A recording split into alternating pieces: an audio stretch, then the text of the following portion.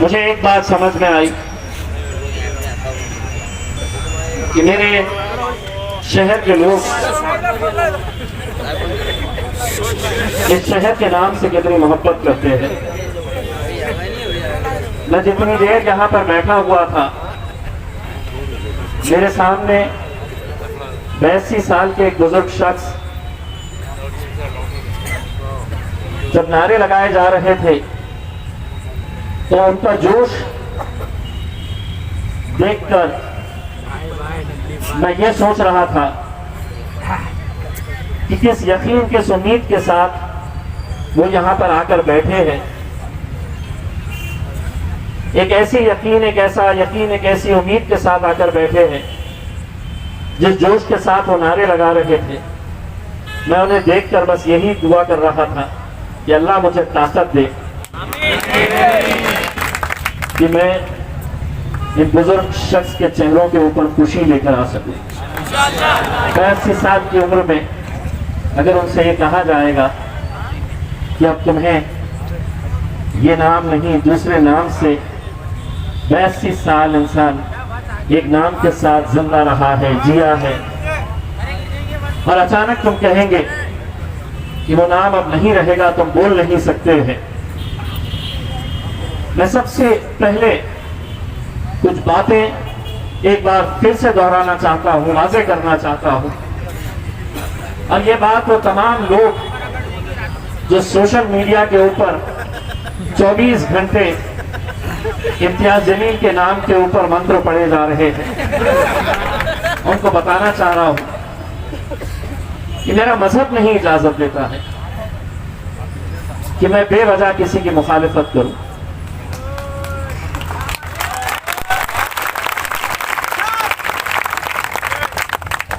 मैं कितनी बार ये कह चुका हूं, इस मुल्क के अंदर कई सालों से, कई सदियों से एक इतिहास रहा है। कई राजाएं आए हैं, कई बड़े बड़े दौर इस मुल्क में देखे हैं, चाहे वो अंग्रेजों का दौर हो, मुगलों का दौर हो, छत्रपति शिवाजी महाराज का दौर हो, छत्रपति संभाजी महाराज का दौर हो। ये जितनी भी लड़ाइयां उस दौर के अंदर हुई वो मजहब के लिए नहीं थी। वो अपने एम्पायर को, अपनी हुकूमत को कैसा बड़ा कर सके। क्या ये सच्चाई नहीं है कि छत्रपति शिवाजी महाराज की फौज के अंदर जितने भी अहम ओहदेदार थे, उनके बॉडीगार्ड्स थे, वो मुसलमान थे। जब उस महान शख्स छत्रपति शिवाजी महाराज ने हिंदू मुस्लिम नहीं किया, तो आज उन्हें मानने वाले लोग क्यों हर बात के ऊपर हिंदू मुसलमान करने लग जाते हैं। हमने अगर नाइंसाफी के खिलाफ लड़ना अगर सीखा है तो ऐसे ही लोगों से सीखा है कि खड़े रहो, तुम्हारी मुखालिफत होगी, तुम्हारा विरोध किया जाएगा, तुम्हें दबाने की कोशिश की जाएगी।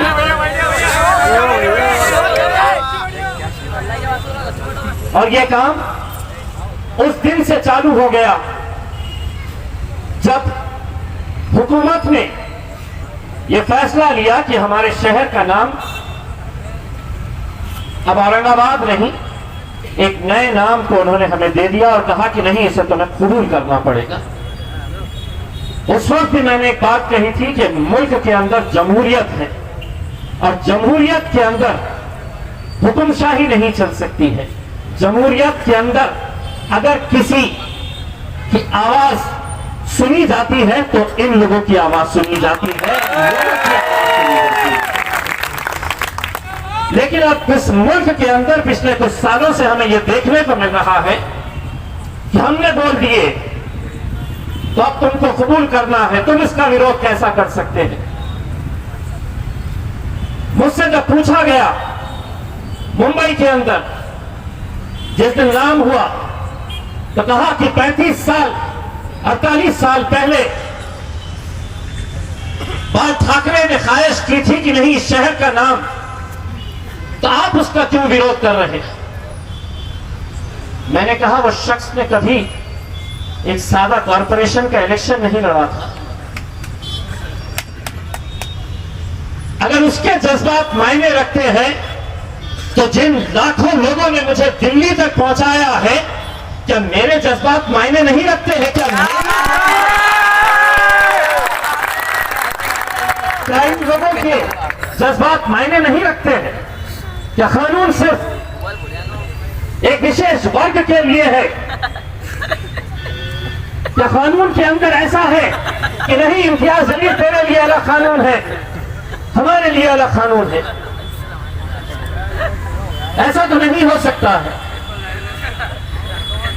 लेकिन इसके बावजूद लगातार कैसी कैसी बातों का सामना करते हुए 14 दिन लगातार आपने सुने हैं कैसे कैसे बयानात लोग दे रहे थे। लेकिन अल्हम्दुलिल्लाह ये अल्लाह का लाख लाख करम है और आप लोगों की ताकत है। किसी की मराने नहीं जमी है कि की आवाज की।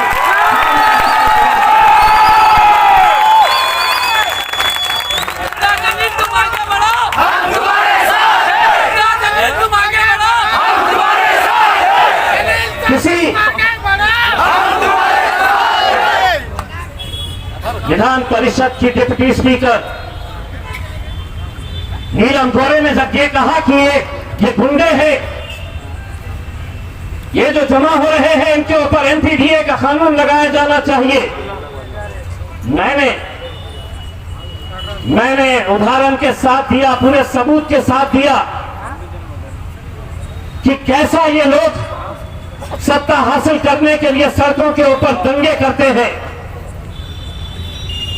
मैंने बताया कि पुणे में कैसे एक शिवसेना के नेता ने नीलम गोरे को फोन करके बताया था कि रास्ते के ऊपर उतरो, गाड़ियां फोड़ो, एक्सप्रेसवे पर जाओ तो गाड़ियों को, जो ट्रक को चलाओ। मन घड़त कह दिया था। अगर मन घड़त कहा होता तो 2 घंटे के अंदर पुलिस आकर मुझे उठा लेती, क्योंकि इतनी बड़ी पोस्ट के ऊपर, ओहदे के ऊपर बैठी हुई महिला के बारे में जब मैं कह रहा हूं तो पूरी जिम्मेदारी के साथ बोला। मीडिया वालों ने चलाए, किसी ने चलाया?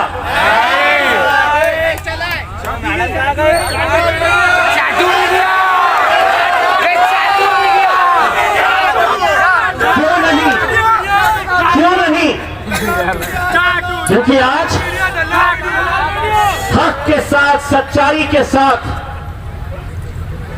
कोई नहीं है, हुकूमत उनके साथ, पुलिस उनकी, प्रशासन उनका, मीडिया उनका।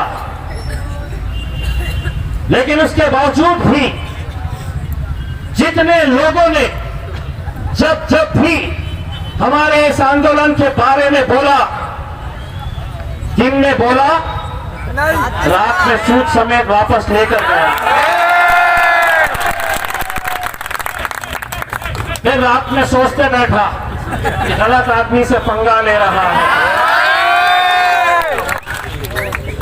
ये एहसास हुआ उन्हें।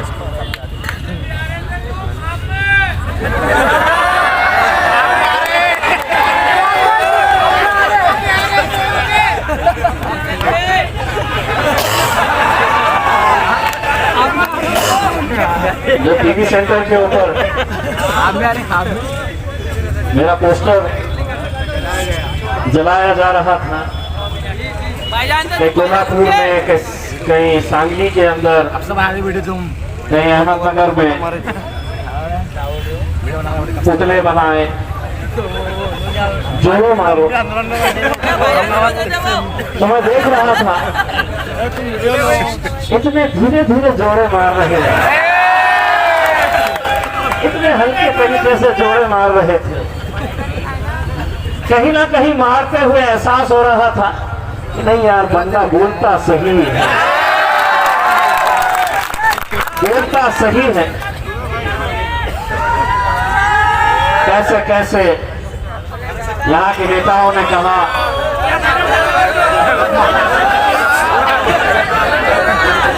यहाँ के नेताओं ने कहा कि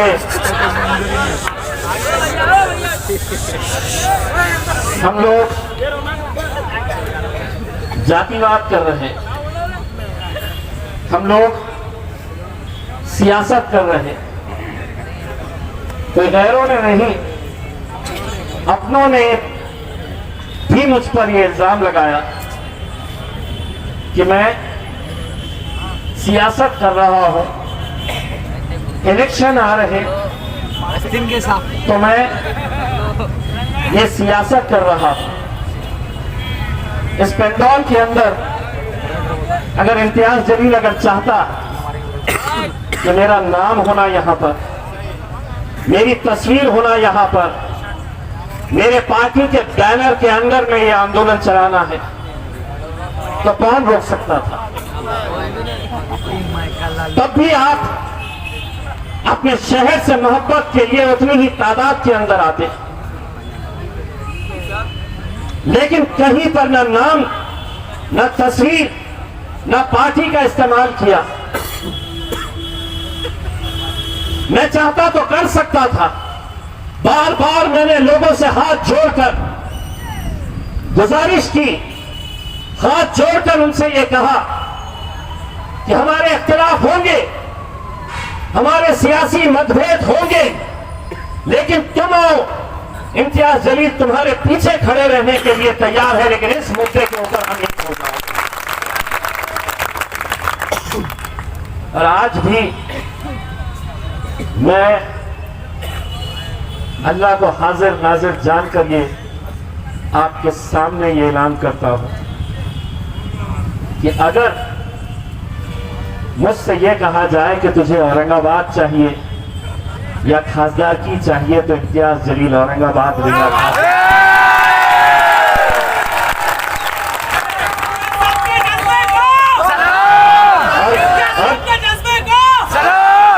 और यही चीज मैं सत्ता में बैठे भारतीय जनता पार्टी, शिवसेना या वो राजनीतिक पार्टियां,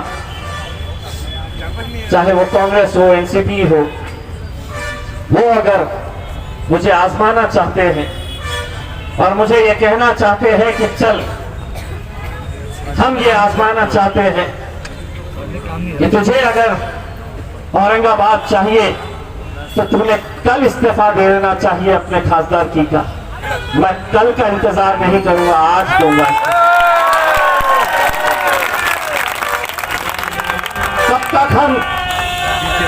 तक हम किन किन मुद्दों के ऊपर हम ऐसे ही भटकते रहेंगे? अरे हम बटे हुए हैं। आज कम से कम आप लोगों ने पूरे मुल्क के अंदर एक पैगाम दिया है कि अगर कोई दिल्ली में बैठकर मेरे शहर का फैसला करेगा तो उन्हें यह सोचना पड़ेगा कि अगर औरंगाबाद की आवाम सड़कों के ऊपर आ सकती है तो हमें भी सड़कों के ऊपर निकलना पड़ेगा।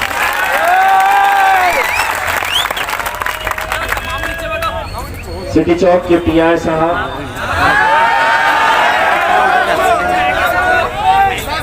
मैं ये नहीं कहता हूं कि एक पुलिस वाला सारे पुलिस वालों को रिप्रेजेंट करता है। हर एक की अपनी जहनियत है, हर एक की अपनी सोच है, लेकिन उन्होंने गाली देते देते मेरे बारे में यह भी कहा कि मैं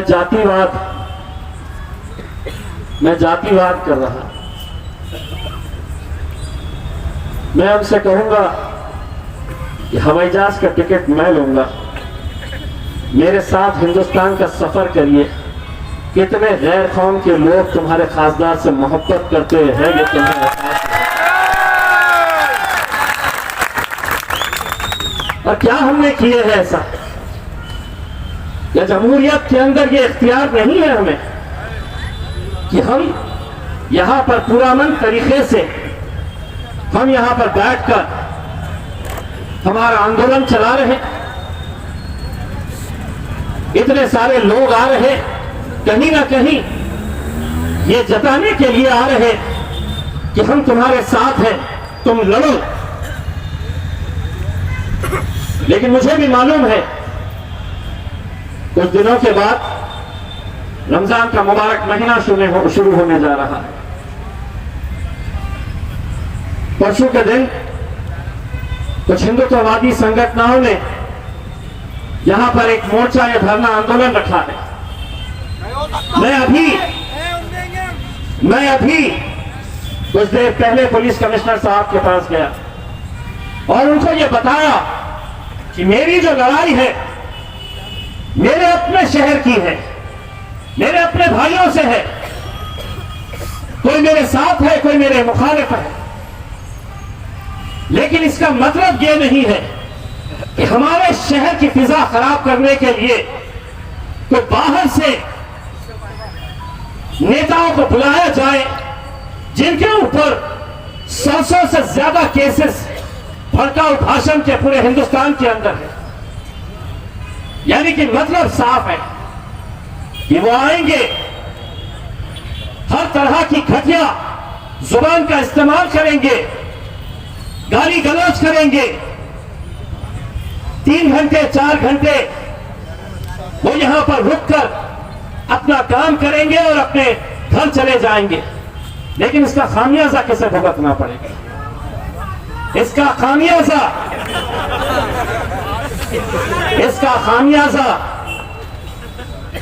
इस शहर को, इस जिले को, आपको लगता होगा, यकीन मानिए, पूरी जिम्मेदारी से यह कह रहा हूं, आपको लगता होगा कि ये आंदोलन में ज्यादातर तो सिर्फ मुसलमान नजर आ रहे हैं, कुछ हमारे दलित भाई नजर आ रहे हैं, बाकी सभी लोग बड़े खुश हैं। नहीं है, लेकिन मजबूरी है कि हम कैसे आए, कैसे एक एमआईएम के खासदार के पीछे उसके पेंडोल के अंदर हम कैसा बैठे। मजबूरी है उनकी, मैं समझ सकता हूं उनकी मजबूरी। वो लोग भी नहीं चाहते हैं। इसीलिए मैंने सरकार से कहा, अगर तुम्हें नाम बदलना है तो 35 साल पहले कोई नेता आएगा और हां, आपको लगता है ये लोग बड़ा इज्जत करते हैं, मोहब्बत करते हैं, इनकी बड़ी आस्था है छत्रपति संभाजी महाराज के लिए। अगर ये करते तो 2014 से 2019 तक किसकी हुकूमत थी जब इम्तियाज जलील आमदार था? यही भारतीय जनता पार्टी, यही शिवसेना वाले 5 साल पहले ही कैबिनेट मीटिंग के अंदर यह फैसला लेना था कि हमारे बाप ने यह ख्वाहिश जाहिर की थी, इसीलिए हम इस शहर का नाम अपने पहले कैबिनेट के अंदर ले रहे हैं। 5 साल चले गए, कोई जिक्र नहीं, किसी ने कोई नहीं कहा, कोई डिसीजन नहीं लिया गया। लेकिन जब सरकार गिरने वाली है, आखिरी कैबिनेट, सरकार की आखिरी कैबिनेट, किसकी सरकार? तो उद्धव ठाकरे की सरकार, शरद पवार की सरकार, कांग्रेस की सरकार, ये तीनों आखिरी कैबिनेट मीटिंग के अंदर कांग्रेस के एमएलए, मिनिस्टर्स, एनसीपी के मिनिस्टर्स और शिवसेना के मिनिस्टर्स आखिरी कैबिनेट मीटिंग के अंदर बैठते हैं और यह ठराव पास किया जाता है कि हम औरंगाबाद का नाम बदल रहे हैं। अचानक जाते जाते बड़ी मोहब्बत छूट पड़ी, बड़े याद आ गए थे। 5 साल हुकूमत थी तो भूल गए थे। जब खबर में पैर लटके हुए थे, अर्जी उठने वाली थी, तो कहा कि नहीं, चलिए कोई और आ जाएगा, उससे पहले अपन ये कर लो और सटक लो। उन्होंने एक नाम लिया, फिर नई हुकूमत आई, देवेंद्र फडणवीस साहब की, बीजेपी की, एकनाथ शिंदे साहब की। उन्होंने कहा कि अगर मैंने सिर्फ संभाजीनगर रखा तो इसका क्रेडिट उद्धव को जाएगा, तो मैं इसके अंदर कुछ तो भी उंगली करता हूं, मैं इसमें कुछ तो भी कम ज्यादा करता हूं। तो उन्होंने कहा कि नहीं, सिर्फ संभाजीनगर नहीं, छत्रपति संभाजीनगर। उन्होंने अपना राजनीति जो करनी थी उन्होंने कर दी। मेरा यह कहना है, अगर शहर इनका है, अगर शहर मेरा है, तो क्या नाम रखा जाएगा इसका इख्तियार भी इन्हें होना चाहिए और मुझे होना चाहिए।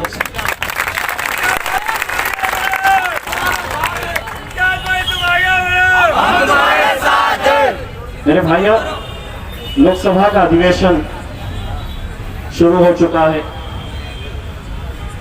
पूरा एक हफ्ता पार्लियामेंट को उन्होंने चलने नहीं दिए कि राहुल गांधी ने कुछ बोल दिया है, राहुल गांधी ने माफी मांगना, तो ही सदन चलने देंगे।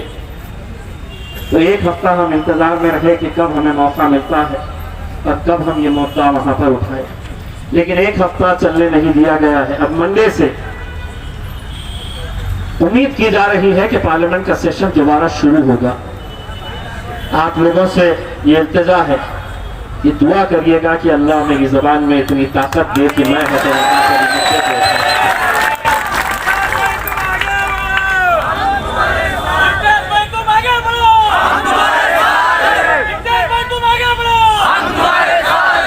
इसीलिए मेरे भाइयों, अब जो शहर का जो माहौल है उसे देखते हुए हम दिल्ली में जब थे तो यहाँ के जो पेटिशनर्स हैं, जनाब मुश्ताक साहब, मैं मुश्ताक साहब, हम दिल्ली के अंदर बड़े बड़े वकीलों के साथ चर्चा किए। जो प्रिंसिपल, जो बहुत मशहूर वकील है, बहुत बड़ा वकील है, उनके साथ हम बैठे, उनके साथ चर्चा किए कि हम इस मुद्दे के ऊपर इस केस को कैसे आगे ले जा सकते हैं। और मैंने ये बताया उन्हें कि इस नाम के खिलाफ औरंगाबाद में एक बड़ा आंदोलन चल रहा है, लगातार इतने दिन हो चुके हैं और दिन और रात वहां पर लोग आ रहे हैं, बैठ रहे हैं और अपना समर्थन दिखा रहे हैं। अब ये लड़ाई जो है, ये हमारी एक कानूनी लड़ाई अदालत के अंदर लड़नी है।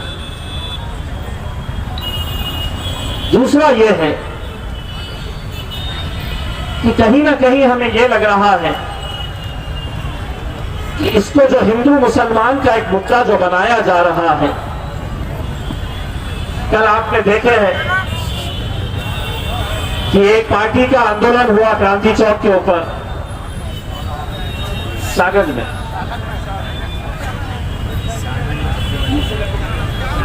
उनका आंदोलन था, महफिल उनकी सजी हुई थी, चर्चा से इम्तियाज जमीन का कर रहे हैं।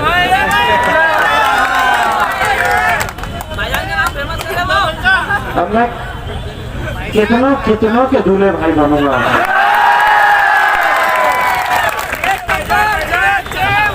अब मैं क्या करूं, एक अनार 100 बीमार। अब परसों भी आएंगे, एक ऐसा नहीं रहेगा जिसके हाथ में माइक दिए तो शुरू करूंगा इम्तियाज जमीन। इसीलिए मैंने अपनी तकरीर की जो शुरुआत की थी, एक बार फिर से दोहराता हूँ कि मुखालिफत से संवरती है शख्सियत और भी मेरी, तो मेरे दुश्मनों का बड़ा एहतराम करता है। मेरे भाइयों, 14 दिन तक हम लोगों ने जो आंदोलन किया है, कहीं ना कहीं हम इसे आज स्थगित कर रहे हैं। हम इसे ये बोलकर खत्म कर रहे हैं कि हम जमहूरी तर्ज के ऊपर हमारी जो कानूनी लड़ाई है, वो कानूनी लड़ाई इंशाअल्लाह हम जारी रखेंगे। बस जाते जाते आप लोगों का तहे दिल से शुक्रिया अदा करना चाहता हूँ कि मेरी हिम्मत अगर कहीं से है तो मेरी हिम्मत यहाँ से है। और मुझे पूरा यकीन है कि आप लोग अपनी दुआओं से, अपनी ताकत के साथ हमें ये ताकत देते रहेंगे और इस मिशन को इंशाअल्लाह हम कामयाबी की तरफ लेकर जाएंगे। बहुत बहुत शुक्रिया।